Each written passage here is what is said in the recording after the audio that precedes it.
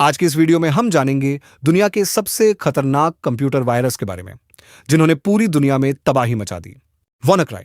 मई 2017 में पूरी दुनिया में अचानक एक ऐसी साइबर डिजास्टर शुरू हुई जिसने लाखों कंप्यूटर्स को कुछ ही घंटों में बेकार बना दिया।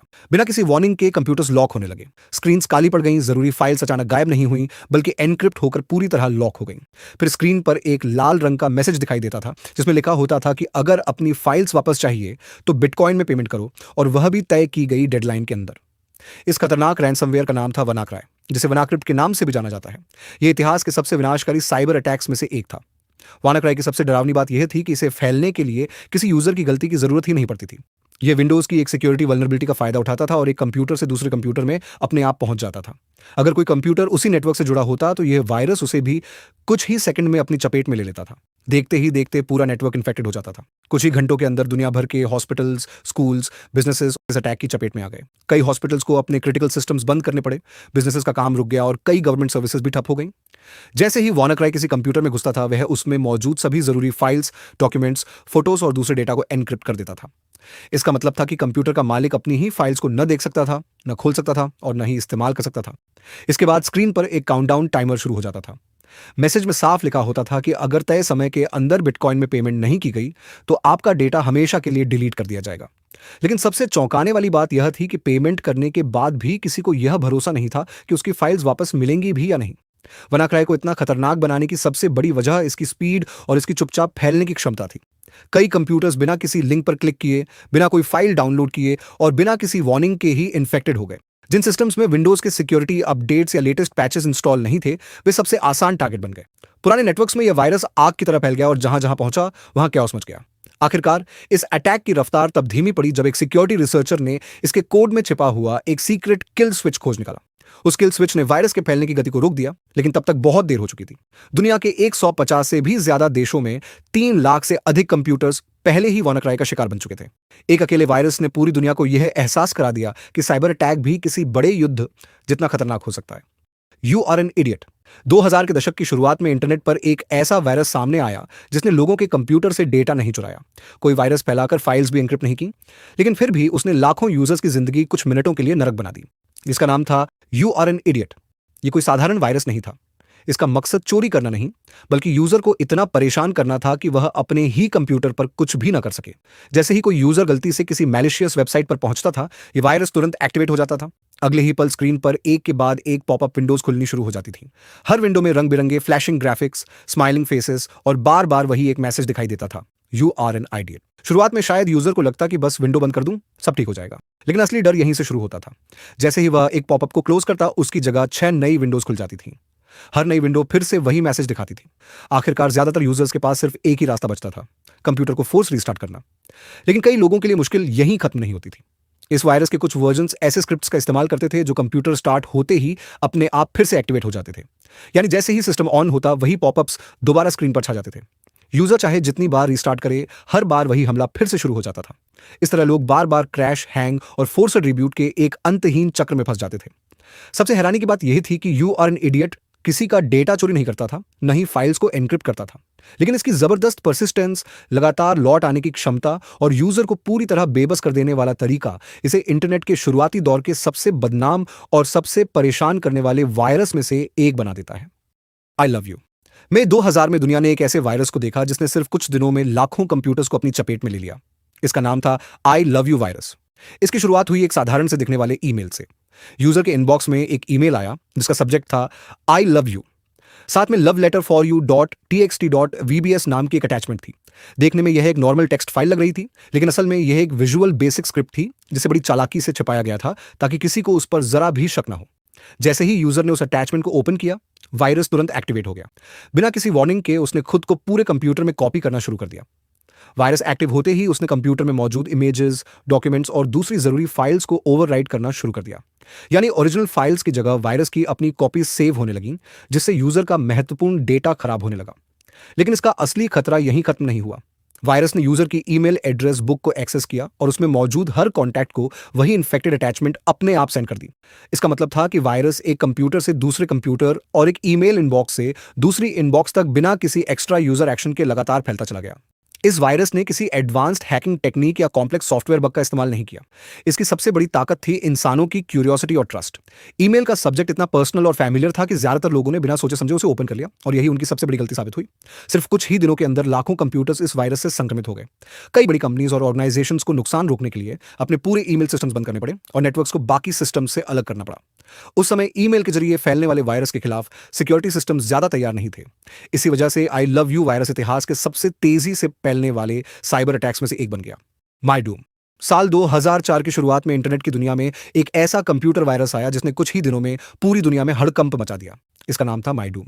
ये इतना तेजी से फैला कि आज भी इसे इतिहास के सबसे फास्टेस्ट स्प्रेडिंग कंप्यूटर वायरस में गिना जाता है। ज्यादातर वायरस को फैलने के लिए यूजर की गलती का इंतजार करना पड़ता है, लेकिन माईडूम अलग था। इसे इस तरह बनाया गया था कि यह ईमेल्स और नेटवर्क कनेक्शंस का इस्तेमाल करके अपने आप यानी ऑटोमेटिकली एक कंप्यूटर से दूसरे कंप्यूटर तक फैलता चला जाए। इसकी स्पीड इतनी ज्यादा थी कि देखते ही देखते हजारों नहीं बल्कि लाखों कंप्यूटर्स इसकी चपेट में आ गए। जैसे ही कोई कंप्यूटर इन्फेक्ट होता था, माईडूम सबसे पहले उस सिस्टम को पूरी तरह स्कैन करता था। वह फाइल्स, ईमेल एड्रेस बुक्स और कैश डेटा में छिपे हर ईमेल एड्रेस को खोज निकालता था। इसके बाद वह खुद को ईमेल अटैचमेंट बनाकर उन सभी एड्रेसेस पर भेज देता था। इन ईमेल्स के सब्जेक्ट लाइन जानबूझकर बहुत सामान्य या भ्रामक रखे जाते थे ताकि किसी को उन पर शक न हो। सबसे खतरनाक बात यह थी कि ये ईमेल्स अक्सर ऐसे दिखाई देते थे जैसे किसी अपने दोस्त, कॉलीग या जान पहचान वाले कॉन्टैक्ट ने भेजे हों। सामने वाले को लगता था कि यह एक बिल्कुल नॉर्मल ईमेल है, इसलिए वह बिना सोचे समझे अटैचमेंट खोल देता था। और जैसे ही अटैचमेंट खुलती, उसका कंप्यूटर भी तुरंत इन्फेक्ट हो जाता था। फिर वही प्रोसेस दोबारा शुरू होती और माईडूम पहले से भी ज्यादा तेजी से फैलने लगता। लेकिन माईडूम सिर्फ फैलने तक सीमित नहीं था। यह कंप्यूटर के सिस्टम रिसोर्सेज का भारी मात्रा में इस्तेमाल करता था, जिससे कंप्यूटर बहुत स्लो हो जाता था। प्रोग्राम्स ठीक से काम नहीं करते थे, सिस्टम बार बार हैंग या फ्रीज होने लगता था, और कई यूजर्स को नेटवर्क एक्टिविटी अचानक असामान्य रूप से बढ़ी हुई दिखाई देती थी। इसके बाद माईडूम अपना सबसे खतरनाक काम शुरू करता था। यह इन्फेक्ट हुए कंप्यूटर्स को एक साथ इस्तेमाल करके बड़े पैमाने पर डीडोएस अटैक्स करता था। यानी किसी वेबसाइट पर एक ही समय में इतना ज्यादा ट्रैफिक भेजा जाता था कि उसके सर्वर्स उस दबाव को संभाल नहीं पाते थे और वेबसाइट कुछ समय के लिए पूरी तरह बंद हो जाती थी। इस घटना ने पूरी दुनिया को दिखा दिया कि वायरस सिर्फ फाइल्स खराब करने वाला सॉफ्टवेयर नहीं रहा, बल्कि अब इसे एक शक्तिशाली साइबर वेपन की तरह भी इस्तेमाल किया जा सकता है। माईडूम ने सिर्फ वेबसाइट्स को ही नुकसान नहीं पहुंचाया, इसने इन्फेक्ट हुए कंप्यूटर्स में एक बैकडोर भी खोल दिया। आसान भाषा में कहें तो यह ऐसा गुप्त रास्ता था जिसके जरिए अटैकर्स यूजर की जानकारी के बिना दूर बैठे ही उस कंप्यूटर को रिमोट एक्सेस के माध्यम से कंट्रोल कर सकते थे। यानी कंप्यूटर का असली मालिक कुछ और सोच रहा होता था, लेकिन उसका सिस्टम किसी और के कंट्रोल में जा चुका होता था। इससे माईडूम का फैलाव और उसका नुकसान दोनों लगातार बढ़ते चले गए। अपने सबसे खतरनाक दौर में माईडूम की वजह से दुनिया भर में लगभग $38 बिलियन का आर्थिक नुकसान होने का अनुमान लगाया गया। यही वजह है कि आज भी इसे इतिहास के सबसे महंगे और सबसे विनाशकारी साइबर अटैक्स में से एक माना जाता है। पेटिया रैंसमवेयर। पेटिया रैंसमवेयर साल 2017 में सामने आया एक ऐसा साइबर अटैक था जिसने रैंसमवेयर की दुनिया में सब कुछ बदल कर रख दिया। क्योंकि यह बाकी रैंसमवेयर की तरह सिर्फ फाइल्स को एनक्रिप्ट नहीं करता था, बल्कि पूरे कंप्यूटर सिस्टम पर ही कब्जा कर लेता था। ज्यादातर रैंसमवेयर आपकी फोटोज, डॉक्यूमेंट्स या वीडियोस जैसी फाइल्स को एनक्रिप्ट करते हैं, लेकिन पेटिया का टारगेट कुछ और ही था। इसने सीधे कंप्यूटर के मास्टर बूट रिकॉर्ड यानी एमबीआर पर हमला किया। एमबीआर वही हिस्सा होता है जो कंप्यूटर को स्टार्ट होने में मदद करता है, और जैसे ही पेटिया ने इस हिस्से पर कंट्रोल हासिल किया, पूरा सिस्टम उसके कब्जे में चला गया। इन्फेक्शन के बाद कंप्यूटर अचानक रीस्टार्ट हो जाता था। रीस्टार्ट होते ही स्क्रीन पर चेक डिस्क का एक फेक प्रोसेस दिखाई देता था। देखने में ऐसा लगता था कि विंडोज सिर्फ हार्ड डिस्क को स्कैन और रिपेयर कर रही है, लेकिन रियलिटी बिल्कुल अलग थी। उसी समय पेटिया चुपचाप पूरे सिस्टम को एनक्रिप्ट कर रहा होता था। कुछ ही देर बाद स्क्रीन पर एक डरावनी स्कल दिखाई देती थी जो व्हाइट और रेड कलर्स में फ्लैश करती थी। इसके साथ एक मैसेज आता था जिसमें लिखा होता था, प्रेस एनी की। जैसे ही यूजर कोई भी की दबाता, पेटिया अपना असली मकसद सामने रख देता था। स्क्रीन पर बताया जाता था कि अब पूरा सिस्टम एनक्रिप्ट हो चुका है, किसी भी फाइल तक एक्सेस नहीं किया जा सकता, और अगर डेटा वापस चाहिए तो बिटकॉइन में रैंसम पेमेंट करनी होगी। पेटिया सबसे ज्यादा ईमेल अटैचमेंट्स, इन्फेक्टेड डॉक्यूमेंट्स और नेटवर्क की सिक्योरिटी वल्नरेबिलिटीज के जरिए फैलता था। अगर किसी नेटवर्क का सिर्फ एक कंप्यूटर भी इसकी चपेट में आ जाता तो यह बहुत तेजी से बाकी कनेक्टेड कंप्यूटर्स तक भी पहुंच सकता था। देखते ही देखते पूरा नेटवर्क लॉक हो जाता था और यूजर्स अपने जरूरी प्रोग्राम्स और फाइल्स तक भी पहुंच नहीं पाते थे। यह अटैक खास तौर पर उन कंप्यूटर्स के लिए बेहद खतरनाक साबित हुआ जिनमें सिक्योरिटी अपडेट्स नहीं थी या जिनकी प्रोटेक्शन कमजोर थी। पेटिया ने दुनिया को दिखा दिया कि सिर्फ एक छोटी सी सिक्योरिटी वीकनेस का फायदा उठाकर एक साथ पूरे नेटवर्क को ठप किया जा सकता है। सबसे खतरनाक बात यह थी कि पेटिया किसी एक या दो फाइल्स को एनक्रिप्ट नहीं करता था, यह पूरे ऑपरेटिंग सिस्टम पर ही कंट्रोल कर लेता था। इसलिए अगर प्रॉपर बैकअप मौजूद नहीं होता तो डेटा रिकवर करना लगभग नामुमकिन हो जाता था। इस साइबर अटैक का असर सिर्फ आम यूजर्स तक सीमित नहीं रहा। बड़ी बड़ी कंपनीज, ऑर्गेनाइजेशंस और क्रिटिकल इंफ्रास्ट्रक्चर भी इसकी चपेट में आ गए। कई जगहों पर कंप्यूटर्स घंटों नहीं बल्कि कई दिनों तक बंद पड़े रहे और लोगों का अपने इंपॉर्टेंट डेटा और प्रोग्राम्स तक एक्सेस पूरी तरह खत्म हो गया। मैम साल 2016 में एक ऐसा वायरस सामने आया जिसने लोगों को हैरान भी किया और डरा भी दिया। इसका नाम था मेम्स।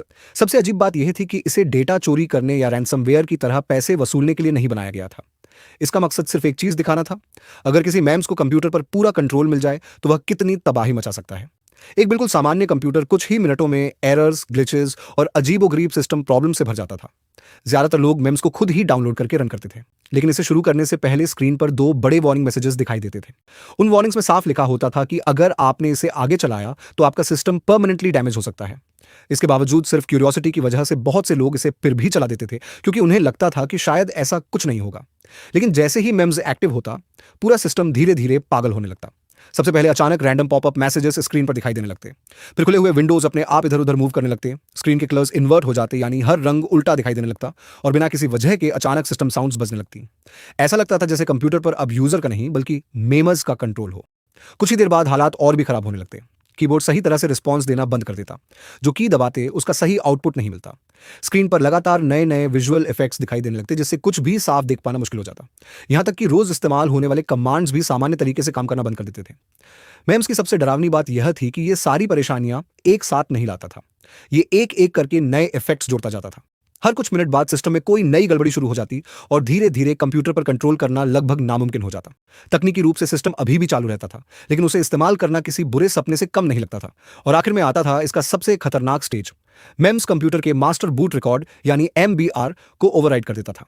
एमबीआर वही हिस्सा होता है जो कंप्यूटर को स्टार्ट होने में मदद करता है। जैसे ही यह ओवरराइट हो जाता, अगली बार रिस्टार्ट करने पर कंप्यूटर बूट ही नहीं हो पाता था। यानी आपका पीसी हमेशा के लिए बंद हो सकता था और बिना रिपेयर किए उसे दोबारा इस्तेमाल करना लगभग असंभव हो जाता था।